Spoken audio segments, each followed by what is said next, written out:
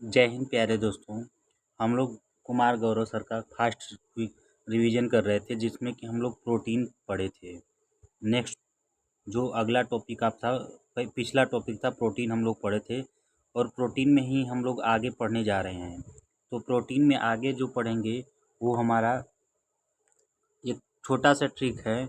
जैसे सुक्रोज किससे मिलकर बना है, तो सुक्रोज मिलकर बना है ग्लूकोज और फ्रैक्टोज से। किससे? सुक्रोज मिलकर बना है ग्लूकोज और फ्रैक्टोज से, जो कि हमारा हम ट्रिक है जी एफ शक। जी एफ क्या है? शक। जी एफ पे क्या करने लगते हैं हम लोग? शक करने लगते हैं। तो जी एफ शक से हो जाएगा, जी से हो जाएगा ग्लूकोज, एफ से हो जाएगा आपका फ्रैक्टोज और शक से हो जाएगा आपका सुक्रोज। तो ट्रिक क्या है? जी एफ शक है। तो सुक्रोज किससे मिलकर बना है?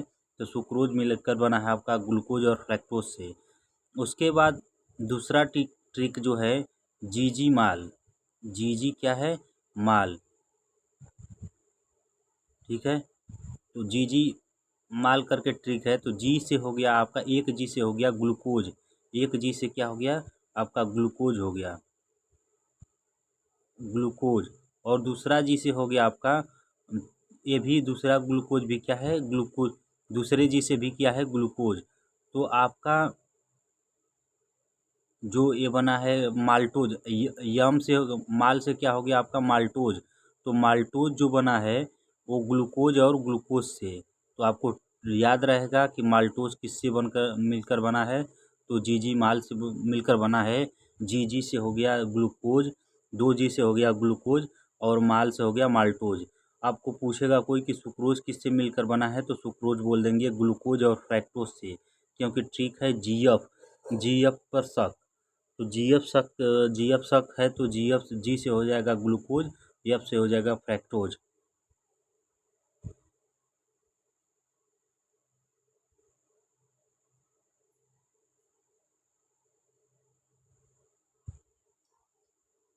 तो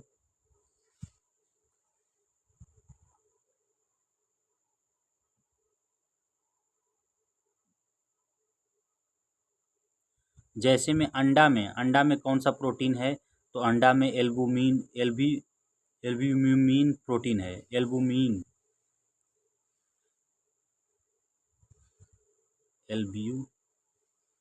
प्रोटीन, एल्ब्यूमिन प्रोटीन। रक्त में कौन सा प्रोटीन है? तो रक्त में ग्लोबिन प्रोटीन। रक्त में कौन सा है आपका? तो रक्त में आपका कौन सा है? तो ग्लोब्यूलिन प्लस ग्लोबिन प्लस आपका कौन सा है? तो प्लस ग्लोबिन प्रोटीन। अंडे में कौन सा है? तो एल्ब्यूमिन प्रोटीन। आपका रक्त में कौन सा है? तो ग्लोब्यूलिन प्लस ग्लोबिन प्रोटीन। उसके बाद नाखून या खुर या सींग एवं बाल में आपका कौन सा है? तो कीरेटिन प्रोटीन। कौन सा है? तो आपका कीरेटिन प्रोटीन। ये आपका कीरेटिन प्रोटीन है, कीरेटिन प्रोटीन। उसके बाद देखिए दूध में आपका कौन सा है? तो दूध में केसिन प्रोटीन होता है। दूध में कौन सा प्रोटीन होता है? तो केसिन प्रोटीन। गुणसूत्र में होता है आपका हिस्टोन। पहले भी हम लोग चर्चा कर चुके हैं कि गुणसूत्र में कौन होता है? तो हिस्टोन होता है। अनाज में आपका कौन सा होता है? तो ग्लूटीन होता है। अनाज में कौन सा है? तो ग्लूटीन। अनाज में पूछ देगा तो हम बोलेंगे कि ग्लूटीन प्रोटीन है। अनाज में कौन सा है? तो ग्लूटीन प्रोटीन। उसके बाद दाल में है प्रोलैमिन्स प्रोटीन। दाल में कौन सा है? तो प्रोलैमिन्स प्रोटीन। हीमोग्लोबिन में कौन सा है? तो हीमोग्लोबिन में ग्लोबिन प्रोटीन है। हीमोग्लोबिन में कौन सा प्रोटीन है? तो ग्लोबिन प्रोटीन है। एक बार फिर रिवीजन करते हैं इसका। अंडा में कौन सा है? तो एल्बुमिन प्रोटीन। रक्त में कौन सा है? तो ग्लोब्यूलिन प्लस ग्लोबिन प्रोटीन। नाखून या खुर सींग में कौन एवं बाल में कौन सा है? तो आपका केरोटीन प्रोटीन। दूध में कौन सा है? तो केसिन प्रोटीन। गुणसूत्र में कौन सा है? तो हिस्टोन प्रोटीन। अनाज में कौन सा है? तो ग्लूटीन प्रोटीन। दाल में कौन सा है? तो प्रोलैमिन्स प्रोटीन। हीमोग्लोबिन में कौन सा प्रोटीन था? तो ग्लोबिन प्रोटीन।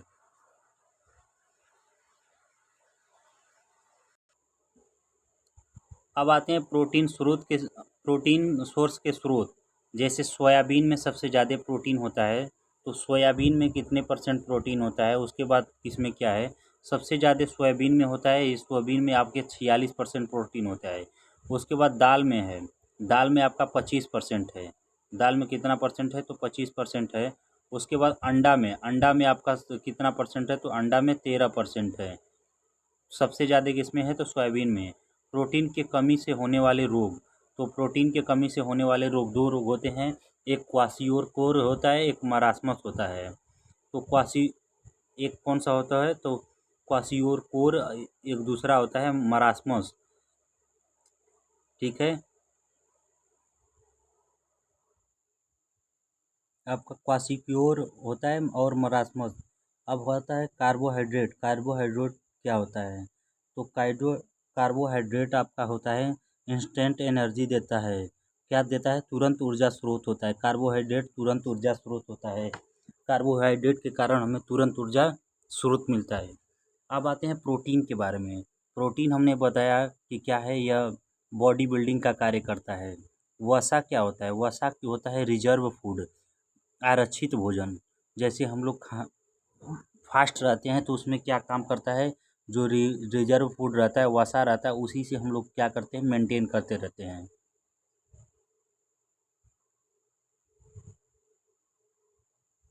अब बात आता है ऊर्जा देने का सही क्रम, कि सबसे ऊर्जा किसमें मिलती है, उसके बाद किसमें मिलता है। तो सबसे ज़्यादा पहले कार्बोहाइड्रेट में ऊर्जा मिलता है। किसमें मिलता है, हाइड्रेट में।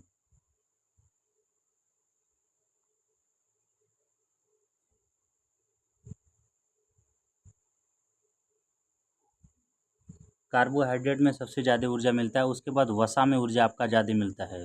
किस में मिलता है, तो वसा में। उसके बाद आपका प्रोटीन में। उसके बाद देखिए, 3 फैटी एसिड प्लस 1 ग्लिसरॉल। वसा के अणु में ग्लिसरॉल तथा वसा अम्ल के बने होते हैं। ठीक है, वसा के अणु किसमें, वसा के अणु ग्लिसरॉल तथा वसा अम्ल के बने होते हैं। यह जल में अघुलनशील परंतु कार्बनिक तरल में घुलनशील होते हैं। तो वसा के अणु ग्लिसरॉल तथा के अम्ल से बने होते हैं। वह फैटी अम्ल किससे बनते हैं, तो फैटी जो है कि आपके वसा अम्ल से बने होते हैं, जबकि यह आपके जल में अघुलनशील, लेकिन कार्बनिक तरल में यह क्या होते हैं, घुलनशील होते हैं। प्रति ग्राम ऊर्जा कितना देता है, तो प्रति ग्राम ये ऊर्जा 9.63 kg कैलोरी वसा देता है। सबसे ज़्यादा ऊर्जा आपका वसा से मिलता है, फैट से कितना मिलता है, 9.63 kg कैलोरी। जबकि कार्बोहाइड्रेट से आपका मिलता है 4.2 kg कैलोरी। तो सबसे ज़्यादा ऊर्जा आपका मिलता है आपका किससे, तो वसा से। शरीर में सर्वाधिक ऊर्जा से किससे प्राप्त होता है, तो आपका वसा से प्राप्त होता है। वसा से आपका कार्बोहाइड्रेट से 50, शरीर में सर्वाधिक ऊर्जा किससे प्राप्त होता है, तो देखिए ऊर्जा तो सबसे ज़्यादा कौन देता है, आपका वसा देता है। लेकिन सब शरीर का सर्वाधिक ऊर्जा किससे प्राप्त होता है, आपका तो यहाँ पे आएगा तो आपका कार्बोहाइड्रेट हो जाएगा, क्योंकि 50 से 75% क्या करते हैं हम लोग, कार्बोहाइड्रेट से ऊर्जा प्राप्त करते हैं। उसके बाद प्रति ग्राम सर्वाधिक ऊर्जा प्राप्त किससे प्राप्त होता है, तो किससे होता है, तो यहाँ पे देखिए, यदि प्रति ग्राम बोल देगा तो यहाँ पे वसा हो जाएगा। यहाँ पे क्या हो जाएगा, यदि प्रति ग्राम कह देगा तो वसा आपका प्रति ग्राम कितना देता है, 9.2 किलो कैलोरी। 9.62 किलो कैलोरी वसा देता है, जबकि कार्बोहाइड्रेट कितना देता है, तो 4.2 किलो कैलोरी। यदि प्रति ग्राम जहाँ आएगा उसको हम लोग किसको मारेंगे, ट्रिक करेंगे। तो जहाँ प्रति ग्राम आएगा, प्रति ग्राम सर्वाधिक ऊर्जा, तो वहाँ पे वसा को ट्रिक करना, वहाँ पे वसा को सही करना है। वसा किससे मिलकर बना होता है, तो वसा जो है दो से मिलकर बना होता है। एक होता है संतृप्त, एक होता है असंतृप्त। संतृप्त का मतलब होता है जो सेट हो जाए, जैसे घी मक्खन आपका हो गया, नारियल तेल हो गया, डालडा हो गया, ये सब क्या है, तो संतृप्त हैं। संतृप्त में जो ठंडा करने टेम्परेचर करने पे जम जाए और गर्म करने पे फिर पिघल जाए। जैसे में आपका नारियल हो गया, तेल हो गया, घी हो गया, मक्खन हो गया, डालडा हो गया, पाम ऑयल हो गया।